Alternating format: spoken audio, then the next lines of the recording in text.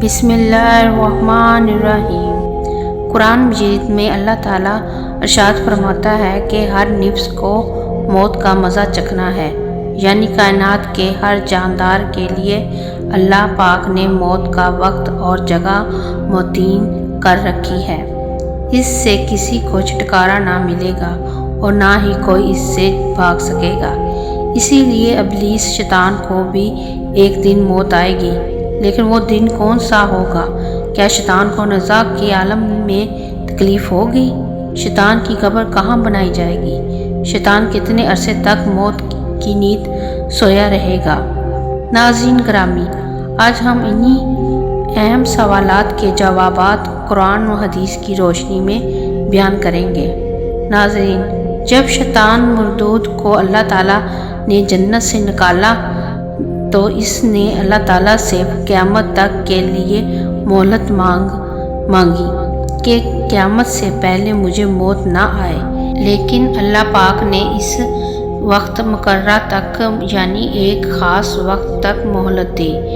قرآن مجید کی سورۃ حجر میں یوں بیان فرمایا گیا ہے، اس نے کہا، اے پروردگار، لوگوں کے زندہ کیے جانے تک مجھے مہلت دے۔ اللہ تعالیٰ نے ارشاد فرمایا، تجھے مہلت دی جاتی ہے وقت معلوم تک کے لیے۔ ناظرین گرامی، وقت معلوم کو مفسرین نے نفخہ اولیٰ لکھا ہے، یعنی جب حضرت اسرافیل علیہ السلام پہلی سور پھینکیں گے۔ ناظرین، قیامت کی نشانیاں جب پوری ہو جائیں گی تو مومنوں کے بغلوں کے نیچے سے ایک پیاری خوشبودار ہوا گزرے گی، جس سے تمام ایمان والے وفات پا جائیں گے، اور پھر اس کے بعد 40 سال کا زمانہ گزرے گا کہ جس میں کوئی بچہ بھی پیدا نہ ہوگا، یعنی ہر انسان کی عمر کم سے کم 40 سال ہوگی۔ مسلمان چونکہ مر چکے ہوں گے، اس لیے زمین پر صرف مشرک و کفار رہ جائیں گے۔ تفصیل دور منصور میں لکھا ہے کہ جب مومنین کی وفات کو 40 سال گزر چکے ہوں گے تو پھر حضرت اسرافیل علیہ السلام پہلی دفعہ سور پھونکیں گے۔ شروع میں اس کی آواز نہایت کم ہوگی کہ لوگ کان لگا کر سنیں گے، پھر یہ بڑھتی بڑھتی اس قدر زیادہ ہو جائے گی کہ کانوں کے پردے پھٹ جائیں گے، ان کے نتھوں سے پیپ بہنا شروع ہو جائے گی اور لوگ مر جائیں گے۔ انسان جب فرشتے، یہاں تک کہ شیطان ابلیس کو بھی اس نفخہ اولیٰ کے وقت موت آئے گی۔ اس کے 40 سال بعد حضرت اسرافیل علیہ السلام دوسری مرتبہ سور پھونکیں گے تو پھر تمام مردے زندہ ہو جائیں گے اور قیامتیں قائم ہو جائیں گی اور میزان لگے گا، یعنی نفخہ اولیٰ کے وقت ابلیس کو موت آئے گی اور نفخہ اولیٰ اور نفخہ ثانیہ کے مابین 40 سال کا عرصہ ہوگا۔ اس سے معلوم ہوا کہ ابلیس 40 سال تک مردہ رہے گا۔ آئیں اب اس بات پر روشنی ڈالتے ہیں کہ ابلیس کو موت کیسے آئے گی اور یہ 40 سال مردہ حالت میں کہاں گزارے گا۔ حضرت حنف بن قیس رضی اللہ عنہ فرماتے ہیں کہ حضرت عمر رضی اللہ عنہ سے ملاقات کے لیے ایک مرتبہ مدینہ منورہ جانا ہوا۔ ایک مجمع میں حضرت کعب احبار رضی اللہ عنہ کو تقریر کرتے ہوئے دیکھا تو میں بھی بیٹھ گیا، اور وہ فرما رہے تھے کہ جب حضرت آدم پر موت کا وقت آیا تو آپ پریشان ہوئے اور اللہ تعالیٰ سے عرض گزار ہوئے، یا اللہ، میری موت سے میرا ازلی دشمن ابلیس بہت خوش ہوگا، کیونکہ میں مرنے والا ہوں اور اس کو تو قیامت تک زندہ رہنا ہے۔ جواب ملا، آدم، تم انتقال کے بعد جنت میں چلے جاؤ گے اور وہ ملعون قیامت تک دنیا ہی میں رہے گا۔ آخر میں قیامت سے 40 سال پہلے اس کو ایسی موت آئے گی تاکہ پوری دنیا کے انسانوں جتنی موت کی تکلیف اٹھائے۔ حضرت کعب رضی اللہ عنہ مزید ارشاد فرماتے ہیں کہ حضرت آدم علیہ السلام نے مالک الموت سے فرمانے لگے کہ مجھے ابلیس کی موت کا منظر بیان کرو۔ مالک الموت نے ابلیس کی موت کا حال بیان کرنا شروع کیا تو وہ اتنی دردناک موت تھی کہ حضرت آدم علیہ السلام اپنے آنسوں پر قابو نہ رکھ سکے۔ لوگ حضرت کعب رضی اللہ عنہ سے کہنے لگے کہ ہمیں ابھی ابلیس کی موت کا منظر بیان کریں۔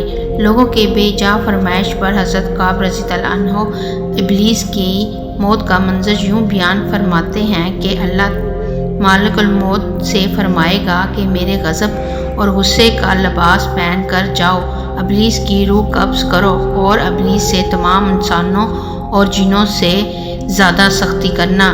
جب مالک الموت علیہ السلام غضب و غصے سے بھر کر موت کے فرشتوں کے ساتھ ابلیس کی روح کو قبض کرنے آئے گا تو جو بھی آسمان اور زمین میں سے ان کو دیکھ لے گا وہ فوراً ہی مر جائے گا۔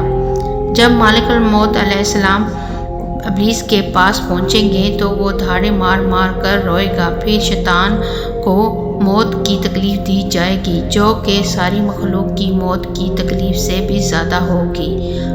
ابلیس گھبرا کر مشرق کی جانب بھاگے گا تو کبھی مغرب کی جانب، لیکن ہر طرف اپنے سامنے مالک الموت علیہ السلام کو پائے گا۔